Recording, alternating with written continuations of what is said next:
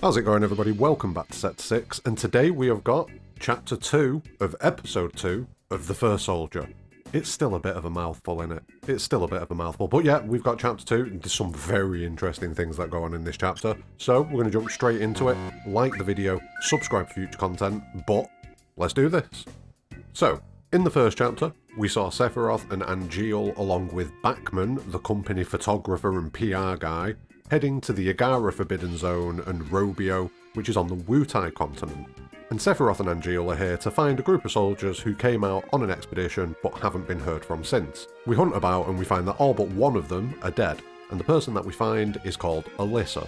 And Sephiroth has some feelings about Alyssa. She looks a little bit like Lucretia, who Sephiroth has a photo of but believes her name to be Jenova. So there's a lot of interesting stuff going on, and we pick up with Chapter 2, with Bachman telling us about how we've headed back to the rendezvous point with the dead soldiers that we've found, and then the discussion turns to Alyssa being adamant that we go back in and we continue the investigation of Robio. And he talks about how Sephiroth is seemingly up for that and doesn't protest against it or anything to that effect, and suggests that Alyssa has won him over, and we all know why that is.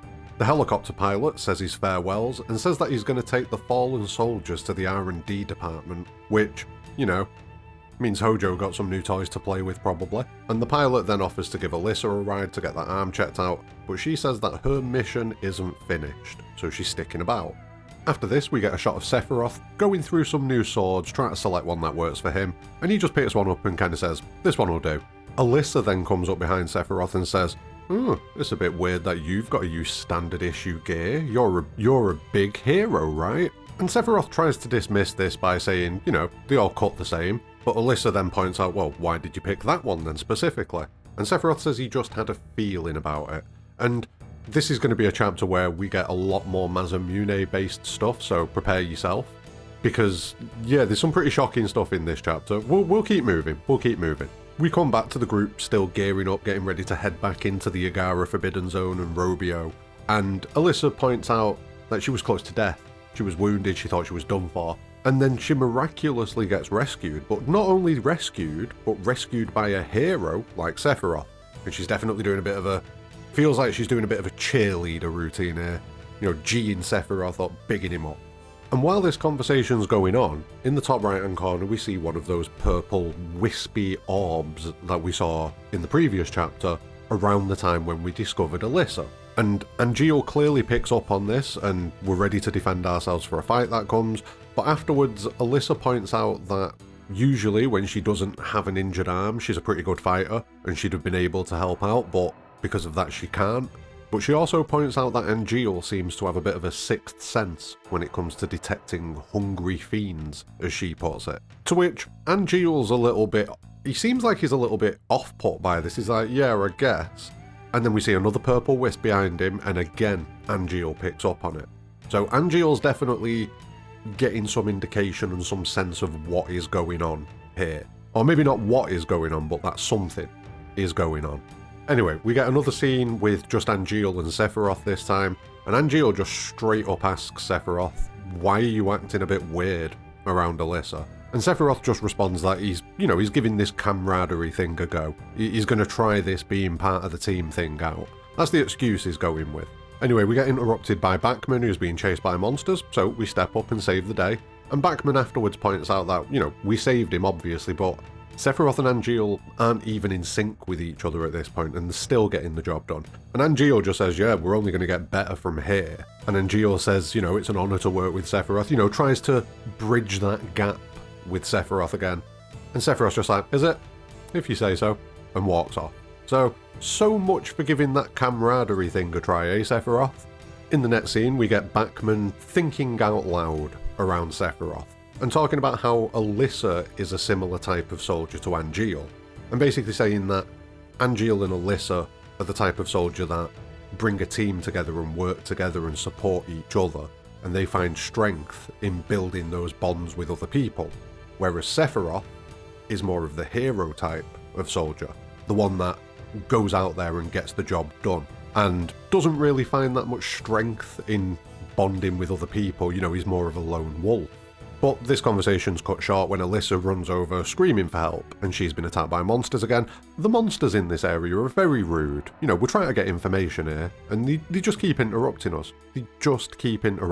Anyway, we deal with the problem, and after the fight, Bachman continues the line of thinking, and he asks Alyssa for her opinion on whether a soldier should be a lone wolf, or if a soldier should, you know, come together and work as a team. And Alyssa kind of doesn't answer the question. She just kind of says how she's proud of being able to give dependable support to other soldiers, but in this state she can't even do that. And Sephiroth just jumps in and says, I don't need the support, you just do the investigation, I'm good, I'll deal with everything. So yeah, it doesn't really answer the question for Bachman at this point, and I wonder if that's going to come up again.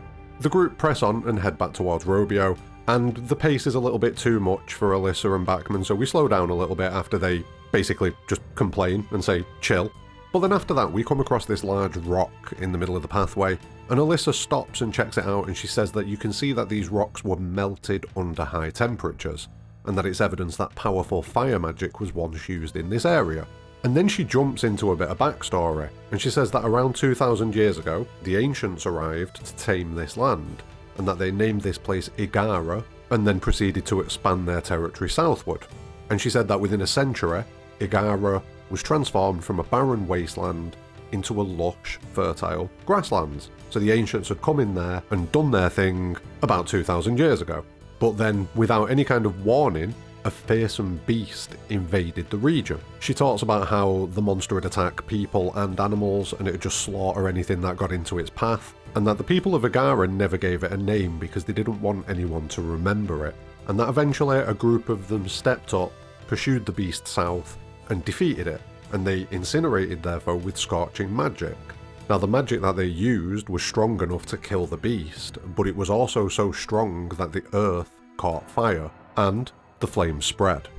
The warriors that had defeated the beast made their way back to the village, but one by one they all fell until only one of them made it back to the village, and that was Dachau. And if we were all up on our Wutai history, we already know where this is going, but the fire continued to burn for about 3 years, and even though Dachau had saved all of the people that were remaining, the town and the land around it burned, so they headed north and founded a new settlement, known as Wutai. And I feel like this story of how Wutai began and it was Dachau that was one of the ancients that went and killed the beast, but was also then the ancient that brought the people to safety again and founded Wutai. I think that's going to have, I mean, first off, pretty cool that Dachau is an ancient, but we have the fire caves at the Dachau monument in Wutai. I feel like we're going to see some of this story woven in to the reason as to why those fire caves exist. So yeah, this is definitely something I expect to see expanded upon when we eventually do visit Wutai.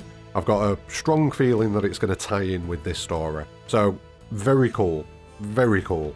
Also, the beast from 2,000 years ago, I've got a feeling that while it might not necessarily be the main body of Jenova, it definitely feels like this beast could be some part of Jenova. You know, in the same way that we fight various different parts of Jenova as we go through Final Fantasy VII and Final Fantasy VII Remake and Rebirth. I feel like it's going to be something very similar, where this is a part of Jenova that came to this part of the world to fight the Ancients. That's what it feels like at this point, but let's keep going. We then go through an area where it's extremely foggy, and Sephiroth has to clear the area by swiping his sword around. And while we're doing that, we're looking for pieces of equipment that have been left on the ground as waypoints by the previous group, by Alyssa's group. So we're going to keep exploring and hunting around, and a few scenes happen as we're going through here. We get a moment where Alyssa says to Angeal, "That's a pretty big sword on your back, why don't you use it?" To which Angeal responds that it's more of a good luck charm and, you know, hopes, dreams, all that sort of business. And she again suggests to Sephiroth that he should get a more impressive sword. He is a hero after all. He needs something that should show people how exceptional he is. And Bachman is 100% behind that as well. He's like, "Oh yeah, we'll get some good shots. I could do some good PR work with that. Yeah, let's get you a new sword." And this makes Sephiroth think back to the moment in the previous chapter where we met Masamune.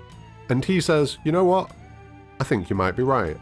So in this moment now, Sephiroth has formed this plan to get hold of Masamune. And it feels like that's something that Alyssa has been driving at the whole time.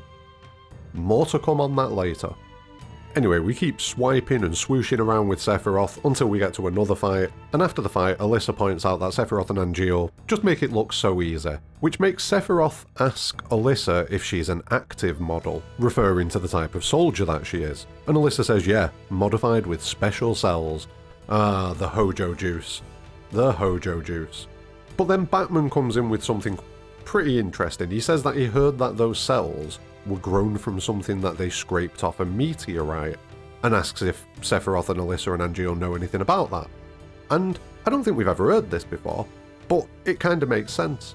It kind of makes sense that this would be a rumour that would start kicking about. You know, you hear about Shinra going up to the North Crater and finding things and coming back with things, and then within a couple of years of that, or a few years of that, you've got all these super soldiers starting to appear. It makes sense that rumours would start. It genuinely does make sense. Now, Alyssa reacts negatively to that and says, "You're not the one spreading that rumour, are you, Bachman?" To which Bachman says he's going to be quiet now. But it's interesting that Alyssa got a little bit edgy about that. There's a couple of things about Alyssa that we need to talk about a little bit later on. Moving on, and back into the fog. After a few more minutes of Sephiroth stylishly swooshing his way through the clouds of fog, we fight a boss, and then we end up on the edge of Robio, and Alyssa sprints off ahead and leads us into the area. Once we get into Robio, Angeal's quick to ask Alyssa to, give us the deets. What are we doing? Let's get this investigation going. And Alyssa says it would be best to get us caught up on the history of this area. And she says that the next part of the story takes place about 500 years ago.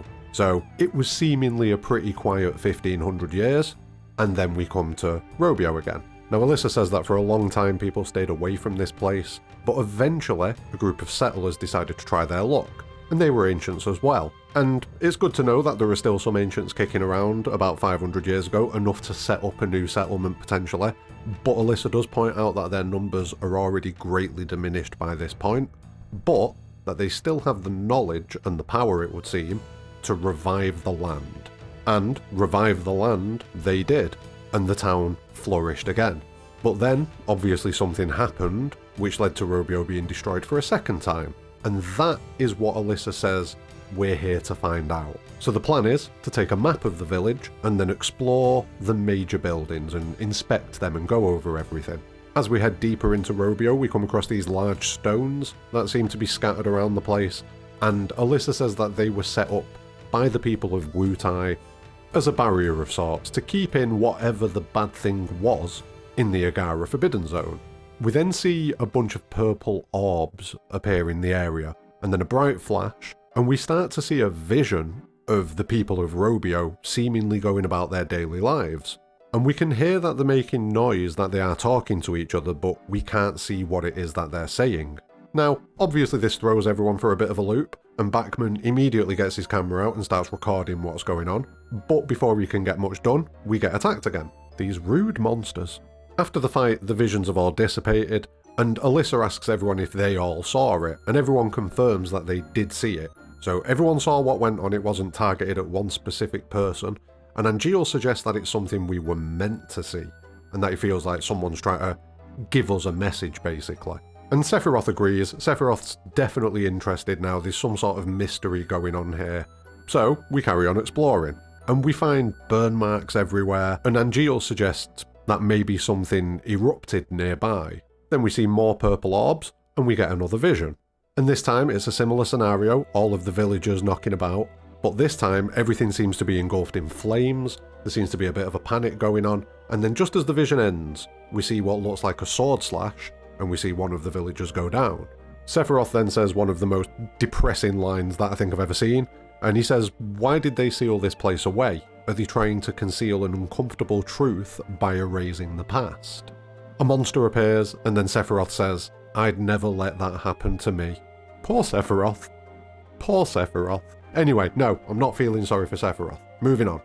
After the fight, Bachman points out that he's really not a fan of this place. He's not enjoying himself, he's not having a good time, and he can't wait to get out of here. But Angeal then points out we're not going anywhere anytime soon, we're going to be here for a little while, so, settle in, Bachman. But then he asks the question, did Bachman's camera get anything?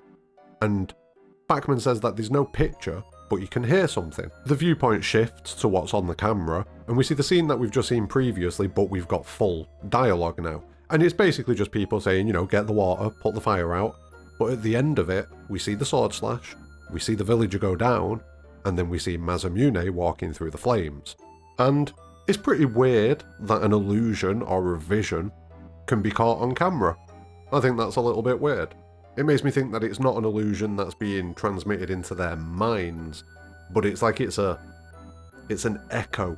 It's like an after image of a memory that exists in the area, rather than being something that's beamed into the observer's mind. So yeah, that's a little bit weird. Anyway, we keep exploring, and we eventually come to an area with a large statue. But we can't really tell what the statue is because the statue is especially beaten up. And Sephiroth points out that anything that can cause this much damage must be a pretty immense level of power. And Angeal wonders if that is what the Wutaians are trying to keep sealed away. And right on cue, we get another vision. And we see Masamune stood in front of a group of villagers, and he cuts one of them down, and the people point out and say, "Look, it's the fiend." And then the vision ends. And straight after it, we find ourselves thrown into another fight, but just before it starts, we see that purple energy swirling around again, those orbs. And after the fight, Angeal points out that one of the villagers that was cut down by Masamune dropped a knife, and the knife is there on the ground. So this makes Angeal more than certain now that these events actually happened. And the conversation comes back to Wutai kind of sealing this place off to trap whatever had gone wrong within the Agara Forbidden Zone, with Sephiroth saying that, the people of Wutai probably deemed anyone that wanted to come and live here, and that's just how people are, that anything different to them, then they view it as weird or inhuman, and that extends to soldiers. Everyone walks off, and Angeal kind of stares down at the ground and says that not all people are like that, and that he'll show Sephiroth otherwise. Which is nice. It's good to see Angeal sticking to his hopes and dreams. It really is. It really is. Anyway, in the next section, we come to the centre of Robio, and we get a little bit more of an explanation from Alyssa about what happened. And she tells us that it happened many years ago, and that Robio's tools and weapons were the responsibility of a single smith. But that one day, this smith took up his hammer, and, as if possessed, poured all of his energy into the crafting of this one remarkable blade, and how that was more than a mere weapon, it was a work of art. And from that point onwards, what happened was that all of the villagers started to covet the sword and want the sword, with some of them even breaking into the blacksmith's home to try and take it. And, in order to defend his masterwork, the smith turned the blade against them, and stalked through the village in the evening and killed everybody. And we get this really fun shot of Masamune stood with his back to us, with his sword extended out to the side, and the flames burning around him. And we've seen this before. The imagery is pretty on the nose. But it's interesting that the sword drove everybody crazy, and everybody in the village wanted that sword.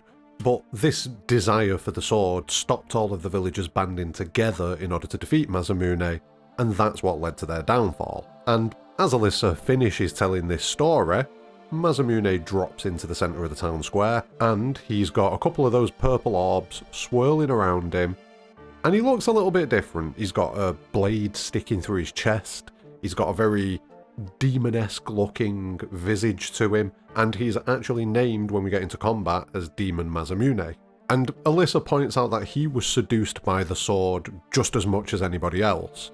And then we go straight into combat with him. Now, Demon Masamune looks pretty cool. There are a few moments in the fight where he's charging up an attack and one of his eyes goes bright purple while he's in the process of doing that. So that's quite an interesting point. This purple energy seems to keep popping up everywhere. And we all know where we've seen that purple energy before. We all know who it represents and where it comes from. But we'll get to that. We will get to that. For now, we'll continue with the chapter. Now, Angeal's a little bit astonished by the fact that Masamune's been here this whole time, hundreds of years, and Bachman at the same time seems a little bit astonished that that old man cut down all these soldiers. So, yeah, everyone's a little bit shocked by Masamune in general, and Alyssa steps forward then. And she mentions the fact that everyone had questioned how she gathered all of the intel that she's gathered so quickly. But she tells us that she didn't gather the intel at all, and that these memories just came to her as if she knew them all along, in the same way that these visions keep appearing to everybody. But while this conversation's going on, Sephiroth's just stood in the background staring in the general direction that he last saw Masamune, and he just cuts in with, "That sword. It calls to me. It beckons me. It wants to be mine."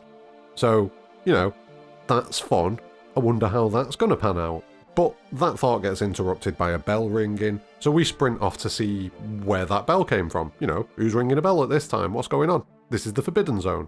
Do you not know what you're doing? And the ringing of the bell brings the group to a large temple, or what looks like a large temple carved into the front of a rock face. Alyssa says that it feels like someone's calling us and summoning us to this location, and Bachman says, "What, the old guy?" And Sephiroth points out that it could be whoever or whatever is keeping the old guy alive. And when Angeal questions Sephiroth a bit more on this, Sephiroth says that he can sense a powerful will, but he doesn't know who it belongs to. Or maybe it's nothing. I think it might be something, Sephiroth. I think it could be something. But Sephiroth can say one thing for sure, and that is that that sword is meant to be in his hands. So, as we can see, over the course of this chapter, Sephiroth has essentially been programmed by Alyssa and the events that have happened around him into needing the Masamune. Not wanting it, needing it. And Angeal identifies this as slightly weird behaviour, which is, a good call by Angeal. Strong leadership abilities shown by Angeal here. But then Sephiroth says that he's going in. He's going in. He needs to get that sword back. And Angeal's like, what do you mean back?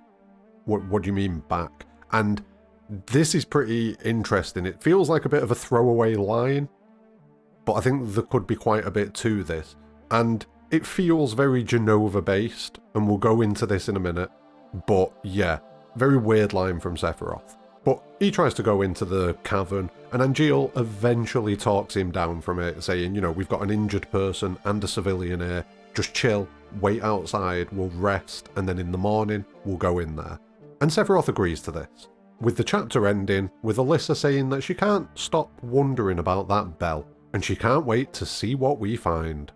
I'm very 50-50 on Alyssa. We'll get into it in a minute, but I'm very 50-50 on Alyssa. I don't know what the deal is, but we'll get into it. Anyway, just like in the first chapter, we have 3 additional bits of story that come at the end of this chapter. The first of them is another one from Bachman's perspective, and it's pretty much just Bachman reviewing the chapter, talking about how Sephiroth and Angeal went along with Alyssa to help finish the mission. We went to the Agara Forbidden Zone and we saw some weird visions when we got to Robio. He recounts the story about the 5 heroes and Dachau. He basically just recaps everything that goes down in the chapter from his perspective. And he doesn't really say anything interesting until the end, where he talks about Sephiroth, and he says that Sephiroth seems to have some sort of kinship or connection to the people who once lived there, and that whatever drove them to their doom may drive him to new heights of heroism, and that he can see Sephiroth changing and accepting his role as a hero. And I feel like that's something that's come about because of Alyssa and her constantly driving it into his head like, "Oh, you're the hero, Sephiroth. Oh, I need help. Run and scream Sephiroth's name." Everything that she seemed to do in this chapter seemed to be geared towards A, making Sephiroth want a sword, and B, making Sephiroth feel like a hero. So yeah, we'll come back to that in a minute. Anyway, that's the end of Bachman's little bonus chapter. The next one starts in a very similar way to one of the ones from the previous episode, and we've got the black screen and someone calling out to Sephiroth, and eventually Sephiroth responds, "Mother." And we get this scene with Jenova and Sephiroth sat in a flower bed, and obviously Jenova looks like Lucretia, but it's Jenova, and the vision has got this purple effect around it like the previous one did in the Shinra building. And Sephiroth's talking about how it's nice to be out with Jenova, and he doesn't really get to do it very often. But Jenova points out like, no, we go on trips all the time. We're always going out and doing things.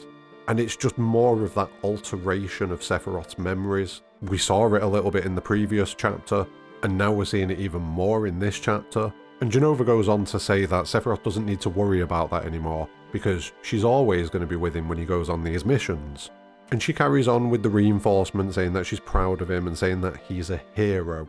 And it's this continual reinforcement throughout this chapter to Sephiroth that he is a hero. And it leads to Sephiroth saying that as long as he's fighting for her, he's never going to stop.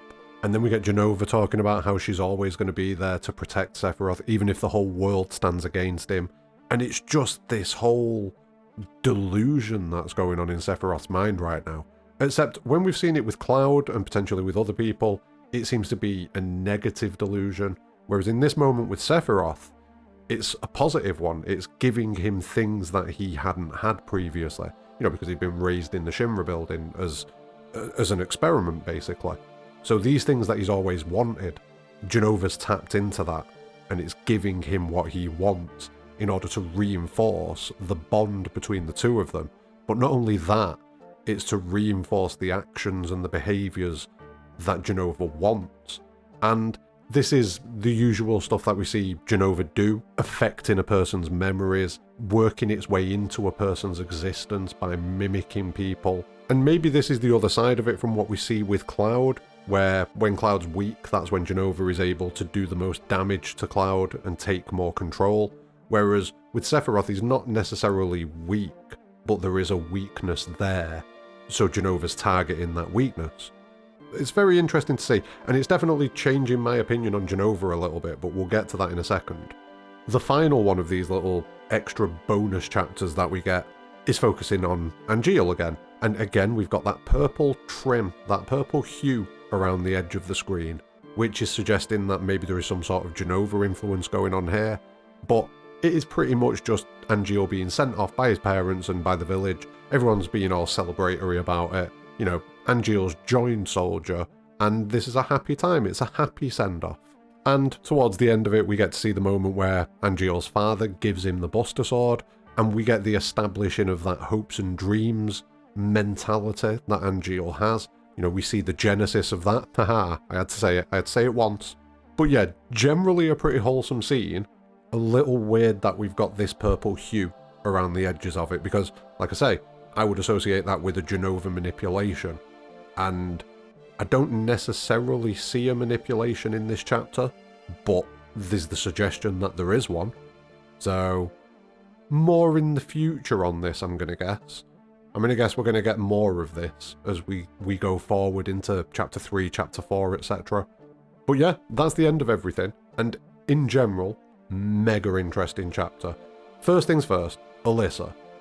I don't know what's going on with Alyssa. I don't know if Alyssa is Jenova and is just a manifestation of Jenova that is possible because of the area that we're in, which is the Agara Forbidden Zone and Robio. I also don't know if she is actually a soldier and she's just being manipulated by Jenova in some way. So she's a normal person, but Jenova's doing the manipulating.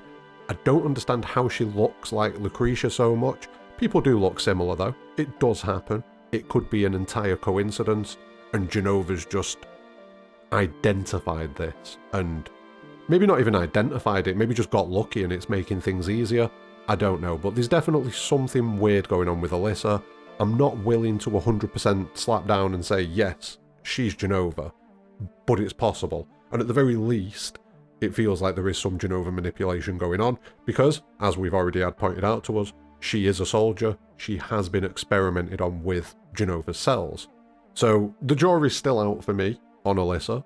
The purple wisps in the area are almost certainly something Jenova related as well. I'm not too sure if it's something that is intentionally done by Jenova, or if this is just some after effect of the powerful magics that were used in the area, these visions that keep popping up. Because if they were directed just at Sephiroth, only Sephiroth would see them. We've seen this with Cloud. When a Jenova vision is directed at Cloud, only Cloud sees it, only Cloud experiences it. But here, everybody's experiencing it. And yet, Angeal's a soldier, Alyssa's a soldier, allegedly, but Bachman isn't, and neither is Bachman's camera.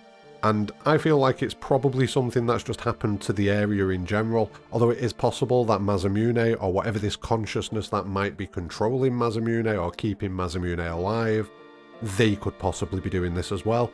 And if I had to guess, that's probably going to be some aspect of Jenova that exists here in Robio. That'd be my guess. Sephiroth desperately desiring the Masamune, not too much of a surprise, especially given the programming that seems to be going on over the course of the chapter. And this is where something interesting kicks in. Because, as we've seen, throughout the course of this chapter, Sephiroth has been pushed. You need a new sword, Sephiroth. Ooh, a hero should have a really good sword. And then what appears? A really good sword. It's a pretty big coincidence. So this made me think, has this been set up specifically as a long-term thing by Jenova? Did Jenova back in the day, back in the long ago, use its influence to convince Masamune to make a sword? And not only that, did Jenova put a piece of itself into this sword? Does this sword hold some of Jenova's energy? And did Jenova make sure that all of this happened, knowing that one day Sephiroth would be here?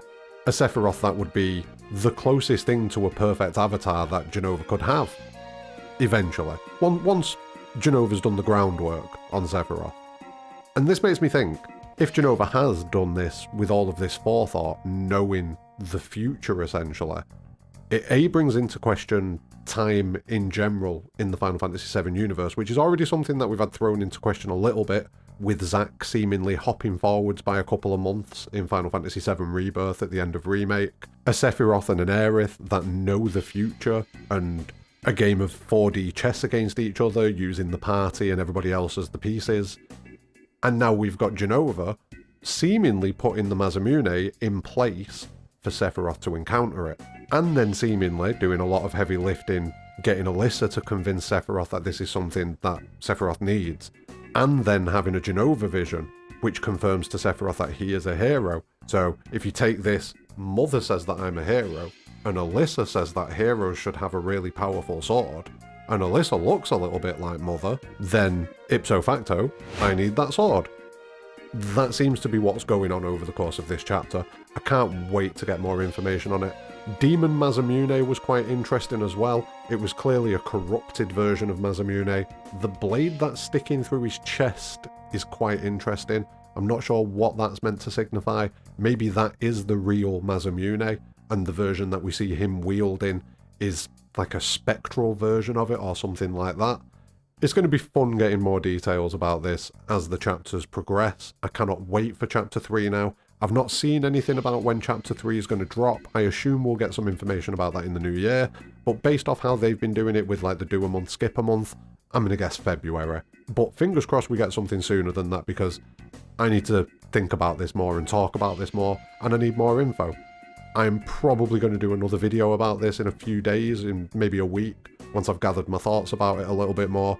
But this is my first reaction to it, and yeah, there's a lot of weird stuff going on, and I did not expect the first soldier to be the thing that makes me reconsider my opinion on Jenova. Because for me, Jenova has always been kind of like a dead organism that has its primal nature still in place. So it'll still do the things, you know, it's got its basic survival instincts. It'll still try to infect people. It'll still try to spread. It'll still try to control people and manipulate the memories. But it doesn't have a conscious goal of its own. Whereas what's going on in this chapter suggests that it may have a conscious goal, and it may have consciously put this sword in this place for Sephiroth. It's an interesting one. Let me know what you're thinking in the comments below anyway. What did you think of the chapter? Did you enjoy it? What do you think about Alyssa? What do you think about Masamune and the story about the ancients? How do you feel about Dachau being an ancient? I think that's pretty cool. I think the fire caverns are definitely going to link up to what happened in the Agara Forbidden Zone and Robio with the whole fire and everything like that. And then what do you think about Jenova and how active Jenova seems to be in this whole scenario? Let me know what you're thinking in the comments below. Like the video, subscribe for future content, but more importantly than all of that, have a great day.